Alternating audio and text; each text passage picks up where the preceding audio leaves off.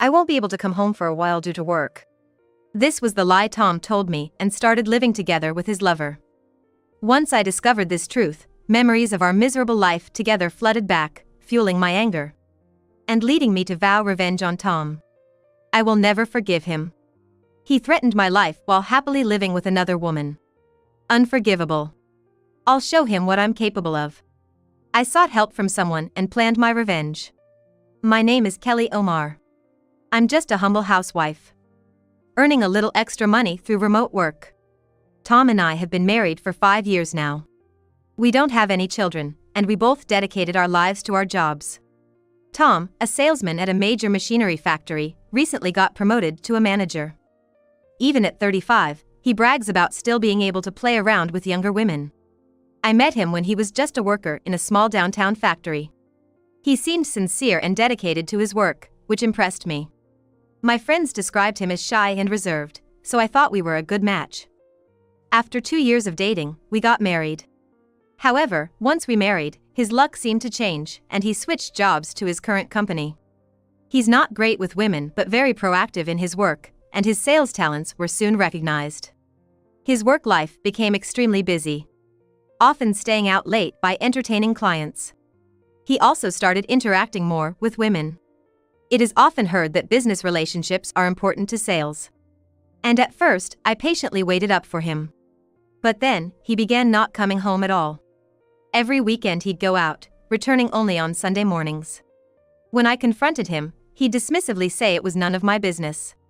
To make matters worse, he'd belittle me over income differences. "Don't you dare question me, the breadwinner, especially when you can't even earn half of what I do." He didn't even know what my work involved. He stopped showing any interest in the rest of my life just because I was doing freelance work. All he talked about was himself. "You're lucky to work from home at your own pace. I have to meet high expectations." It was a common occurrence for him to bask in his sense of superiority, looking down on me and indulging in self-satisfied monologues. I did my best but could only earn around $60,000 a year, while his income soared to about $160,000. No matter how hard I worked, I couldn't match him. This helpless feeling gradually took a toll on my mental health. When I considered returning to my hometown, Tom harshly lectured me. "Who's going to make my meals if you're not here? Can't you just buy something? I thought you ate out on the days you didn't come home. Can't you do that when I'm not here?" I haven't been able to visit my hometown for many years now. The reason is Tom. Whenever I mention wanting to go back, he starts threatening me about how it would affect his life. But this time, I've reached my limit. I want to breathe the fresh air of the countryside and refresh my spirit. Staying indoors all the time is suffocating. I've been talking to my parents on the phone, but since they haven't seen my face, I want to reassure them. However, no matter how much I plead, Tom never seems to give the okay. He's probably afraid that I'll talk about him at home. Tom hates the idea of his reputation being tarnished. He's drunk on his image as a successful, high-earning man. Plus, he's got the looks and charm. When his reputation is lowered like that, and moreover, when it comes from his wife's family, it's not good for many things. That could even spread to his own family. He's well aware of how he's belittled me and made my life miserable. If he didn't want to risk this, he shouldn't have treated me this way from the start. But despite all this, I can't speak my mind to him, because I live in fear of him. This started about 6 months after he joined his current company. As he got busier with work and had less time for me, he began to suspect me of cheating. "I don't have time to pay attention to you, but you've got plenty of free time to bring other men home." I was shocked at the accusation, as there was no truth to it. I tried to clear the suspicion by showing him my phone and explaining my daily schedule, but Tom wouldn't trust me. Instead, he demanded, "If you want me to trust you, listen to me." He set strict rules: answer his calls within a minute, send constant updates and photos of where I am when I go out. Rarely does he allow me to socialize with friends, fearing it might lead to mingling with men. And eventually, he even forbade me from visiting my hometown. The feeling of being so controlled pushed me to the edge, and I once tried to escape, only to be reported to the police and brought back. The month following my return was hellish. He isolated me so I couldn't meet anyone, and verbally intimidated me. I lived days in fear for my life, completely dominated by him. You're my wife. Do you think it's okay to neglect housework while your husband is at work? As I recall these terrible events, Tom suddenly threw a vase against the wall. The loud crash of the breaking porcelain and the sight of flowers scattering everywhere. It left me crouching, covering my head in fear. Kelly, I work hard to provide for you. You understand my love and how tough it is, right? You might be lonely when I'm not home, but I still want you here with me. You get that, right? His tone shifted from anger to twisted affection, approaching me as I trembled in fear, expecting to be hurt. This scene was truly bizarre. Fearing that he might hurt me again, I trembled uncontrollably, curling up in an attempt to protect myself. While I was scared, I repeatedly nodded in agreement with his words, desperately trying to appease him by apologizing. It seemed my frightened state was endearing to him. Tom bent down beside me, embraced me as if to protect me, and gently stroked my hair several times. Kelly, I love you. Just don't try to leave my side, okay? His actions were so creepy and frightening that I nodded in fear, completely dominated by his terror. I couldn't escape from Tom's twisted love. I didn't have the courage to break free from his control. It seemed I was destined to live like a slave by his side forever. Just as I had resigned myself to this puppet-like existence. A suspicion about Tom surfaced. Tom cheating. It was a call from my childhood friend. We've kept in touch even after I got married. It was a simple reason.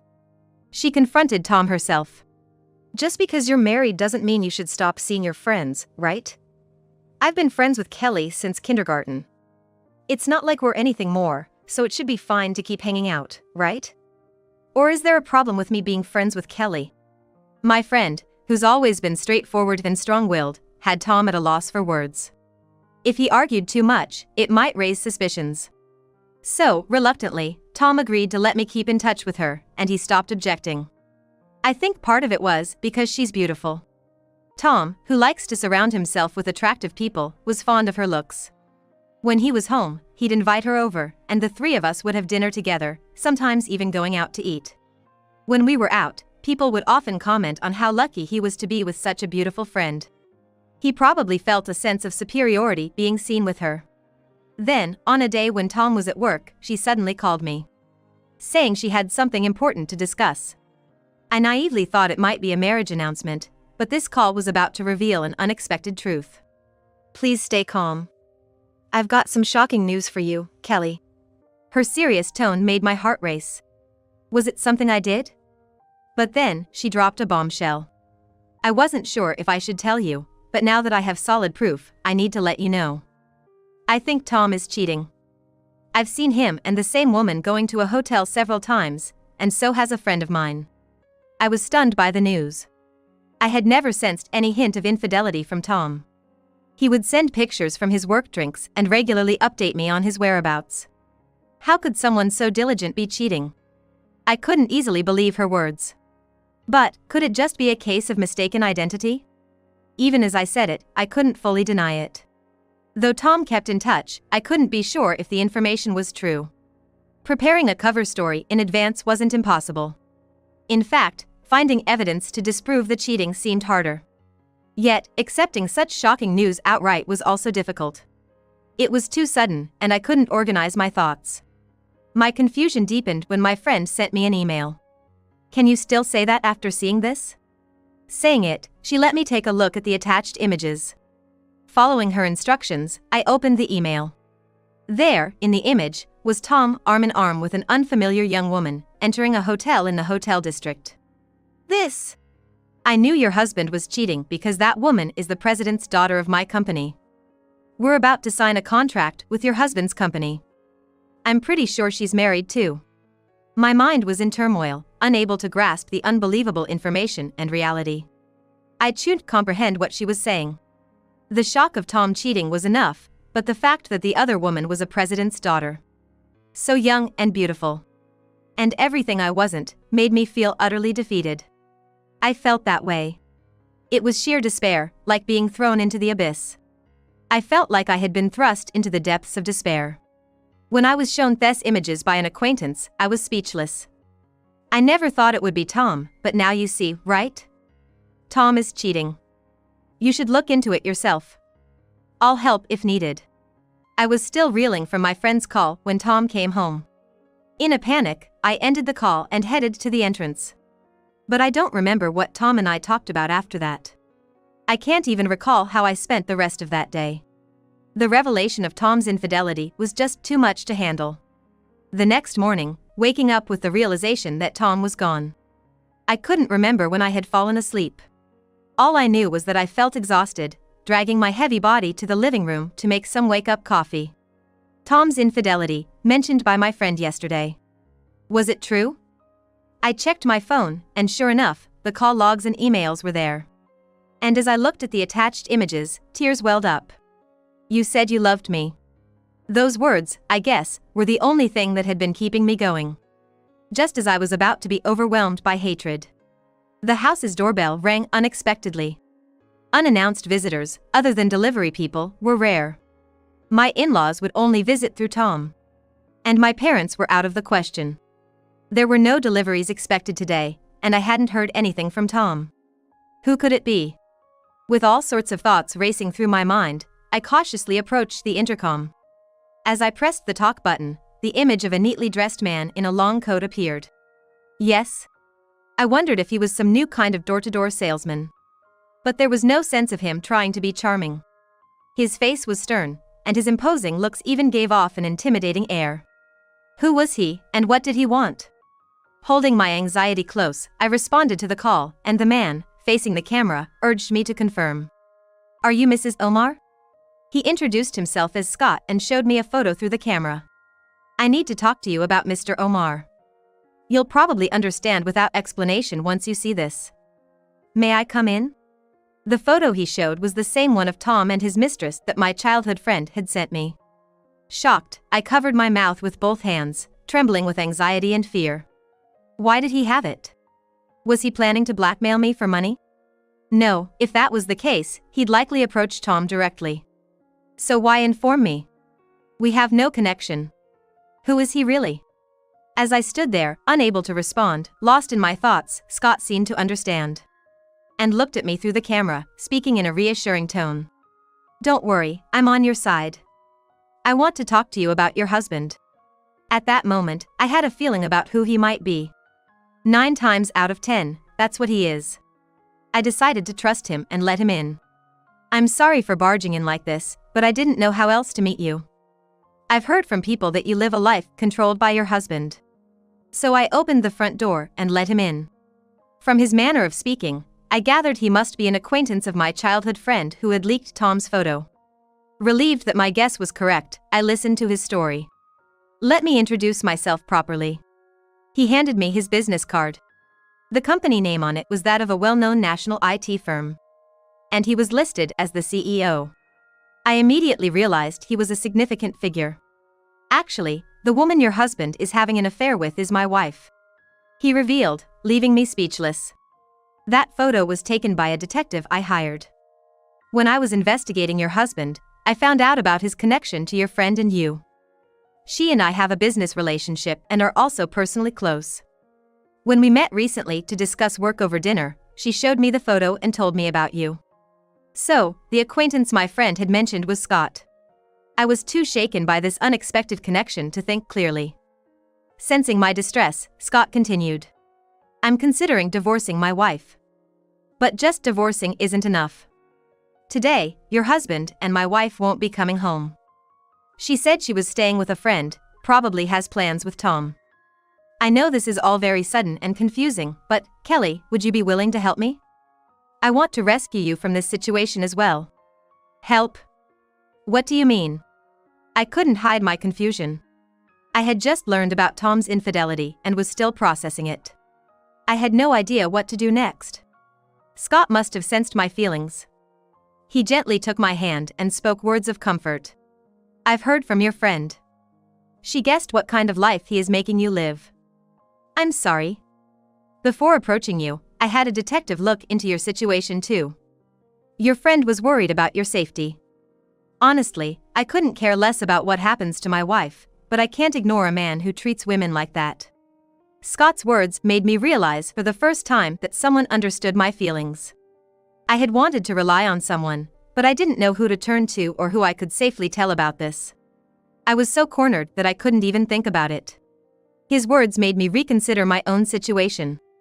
Until now, I thought I had to dedicate my life to Tom. I thought it was my only option. I felt trapped, fearing that if I tried to escape, I would be subjected to even worse treatment. I thought I would be caged until I died. But now, maybe there was a chance to escape. I could escape from here. I had a feeling that maybe. With this newfound hope, I decided to muster the courage to stand up. Scott, please keep what I'm about to say confidential. I want to change myself. Seeing the resolve in my eyes, Scott quietly nodded in response. I then poured out everything about the suffering I had endured to Scott. He empathized with my pain, holding my hand and tearfully praising my endurance. Then, he talked about what comes next. We couldn't just let it end this way. Scott and I decided to plot revenge. Sometime after speaking with Scott, Tom told me about a solo assignment in New York, saying he wouldn't be back for 3 months. I won't be able to come home for a while because of work. Keep the house in order while I'm gone. I'll be visiting occasionally. Despite what he said, I knew he was not going on a solo assignment but planning to live with his mistress. However, I pretended not to know, playing the part of an understanding wife who took his words at face value and saw him off cheerfully. So it's finally happening. After Tom left for his assignment, my childhood friend and Scott came to visit me. They helped me pack my things, with Scott taking care of various procedures. Kelly, are you ready for this? Scott asked me once we had finished packing. In my heart, I had already made up my mind. There wasn't the slightest chance of my resolve wavering. I nodded firmly to show my determination. Of course. I have no doubts anymore. Hearing this, Scott smiled, understanding my feelings, and my friend hugged me gently. You can always rely on me. I'm on your side. Thank you. So, I left the house to take revenge on Tom and his mistress.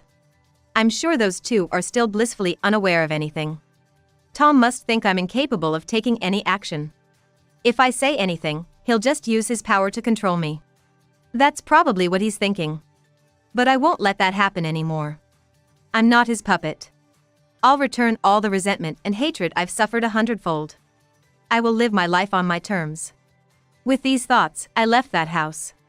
About a month after leaving, Tom called me. He was probably trying to check up on me. It's surprising he bothered to contact me after a month of not caring. While sighing at Tom's audacious behavior, I ignored his call and informed Scott. Fortunately, at this time, the mistress wouldn't be home yet. I called Scott over and told him it was time to put our plan into action. My phone kept ringing with calls from Tom as I waited for Scott. I had never ignored his calls before. So Tom must have been panicking inside. His frustration was evident, as calls came in every minute, non-stop. Annoyed by the constant ringing, I put my phone on silent, let Scott in, and then we just waited for the mistress to return. When she did, I answered Tom's call on speaker mode. Hello? Hello? What do you mean, hello? Are you kidding me? What's the point of having a phone if you don't answer it, huh? Tom was clearly furious, raising his voice despite his mistress being nearby. I felt so annoyed by his loudness that I instinctively turned down the volume. Can't help it. I was busy and couldn't answer. Lying has become so easy for me now. Usually, I would apologize immediately, but this time, I showed a bold attitude, which probably made Tom even angrier. His words became more aggressive, and his anger was palpable. Do you even realize who you're talking so arrogantly to? I'm well aware. Who do you think you are? Some kind of god? As I provoked him, Scott struggled to contain his laughter. It was as if he was saying keep going. I shared a mischievous smile with Scott and gave him a thumbs up. Don't get too cocky. I'm coming home now, so you better be there waiting. Tom's anger seemed to reach its limit. He was about to head home. But I stopped him. There's no need for that. What? Go look at the front door. Huh? Tom looks like he doesn't know what's going on. I just said that and then ended the call. Tom, clearly confused, did as told and opened the front door. The sight that greeted him left him speechless. See? No need for you to come back. Why are you here? Tom was astonished as I appeared from the room next door. Of course, Scott was right behind me. The mistress, noticing Tom's dumbstruck expression, also showed up. What's going on, Tom? Scott? Thanks for the clear evidence, I said with a full smile, having successfully captured a photo of the two of them emerging from the same house. Tom and his mistress, unable to grasp the situation, were lost for words. I continued to confront them. Too bad for you. Enjoying your cohabitation with your mistress? Seems like you've been getting along well every day and night. It's sickening to hear. How could you be like animals every single day? I felt disgusted just thinking about it, even food tasted bad. I taunted them with a mocking smile. Tom, triggered by my provocation, reached for me. But Scott pointed the camera at him, freezing his movement. Tom, though furious, realized the disadvantage of the situation. Why are the two of you here? It's a natural question, no doubt. Tom must be thinking the same thing. Don't tell me you two are together. Don't be ridiculous. Don't lump me with you monkeys. I'm working as a software engineer for Scott's company, I retorted, showing my employee ID with Scott's company name. And my department on it, proving it was no bluff. Scott's opening a new branch in New York, and he hired me as an engineer there. I used to work for myself, so my skills were taken into account. Tom, who never showed any interest in my work. He was unaware I had acquired engineering skills. He was visibly shocked to find out I had a job that paid more than his. We have solid evidence of your affair, so don't even bother making excuses. It's not an affair, it's an exaggeration. Yeah, we were just interacting closely. Did you hear our earlier conversation? They tried to defend themselves. As they desperately tried to escape the situation, I played the recordings of their lovemaking, loud enough to fill the hallway. I've got evidence, remember? Their own voices, calling out each other's names in passion, filled the space, causing discomfort to everyone listening. The two, embarrassed and frantic by their affair being exposed, begged me to stop playing the audio. Other residents passing through the hallway glanced over, curious about the commotion. Stop! Yes! We were living together. I've admitted it, so please stop. Seeing their pathetic state gave me a sense of satisfaction. And a wicked smile crossed my lips. Now you can't talk your way out of this. What do you want from us? What are you planning to do with us? Tom asked, still trying to be defiant despite being in a disadvantageous position. His stupidity left me speechless. I'm going to claim a proper compensation from both of you. And from you, Tom, I'll include the compensation for everything you've put me through, I declared, showing them the secretly filmed footage. It captured all the abuse Tom had inflicted on me, some too painful to watch. The mistress, unaware of this side of Tom. She turned pale, while Scott frowned at the disturbing images. Tom, not expecting such evidence to exist. He was speechless, his mouth opening and closing like a fish.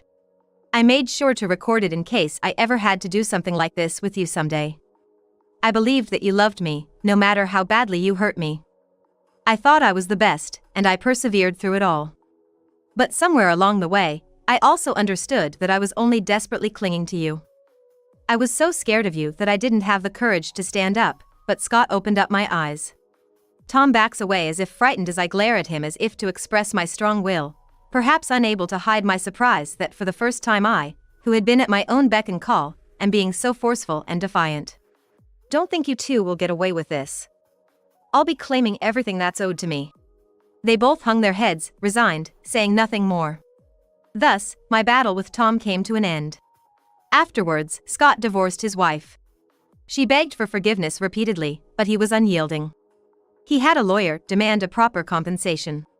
I, too, sought the help of a competent lawyer introduced by Scott, claiming compensation from Tom for all the emotional abuse, including the affair.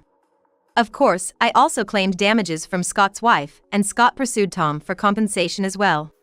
The two of them, burdened with more than double the compensation, were rumored to be living a hellish life. Tom got fired from his company for getting involved with the president's daughter. And she was disowned by her family. Finally, I got free. I continued working for Scott, with his kind staff looking after me in this new city. Thanks to the supportive environment, my skills rapidly improved, and I am now thriving as a department head. After all that had happened, I felt hopeless about life, but if I didn't give up, something good would surely come out of it. I promised myself that I would continue to look forward and keep pushing forward.